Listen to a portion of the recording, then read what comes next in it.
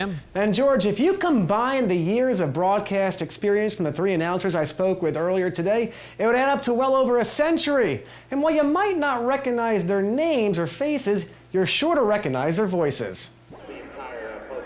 They have the best seats at Pocono and some of the most important jobs, keeping millions of race fans entertained. Earl, Krause, and Dino Oberto handle the track announcing duties.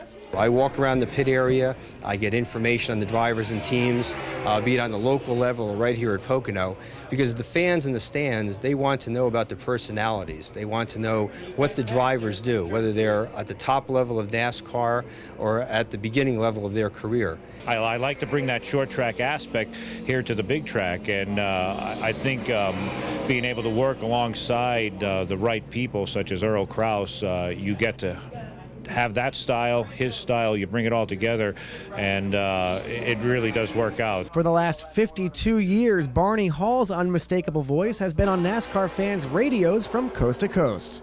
I probably got the best job in racing. Of course, a lot of people feel that way, but it's nice to go sit in that tower. You got the best seat in the house, and you can talk about anything you want to in the race deal, and it's just, I wouldn't trade it for anything. Hall recalls an interview he did with the late Dale Earnhardt Sr. after a bad Pocono crash back in 1982.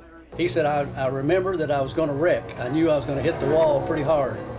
And he said, the next thing I remembered, I woke up, but at that time the helicopter was just moving out of the infield, and he said, I'm laying flat on my back looking up at the clouds, and we're going up toward the clouds, and he said, I said to myself, well, at least I'm going in the right direction. And we want to thank the folks at Pocono Raceway and MRN Radio for letting us go behind the scenes and talk to those legendary announcers. And in case you're wondering, Barney Halls tells me he has no plans to retire anytime soon. Reporting live in our Stroudsburg newsroom, I'm Jim Murdoch. George, back to you in the studio. Great story. Thanks, Jim.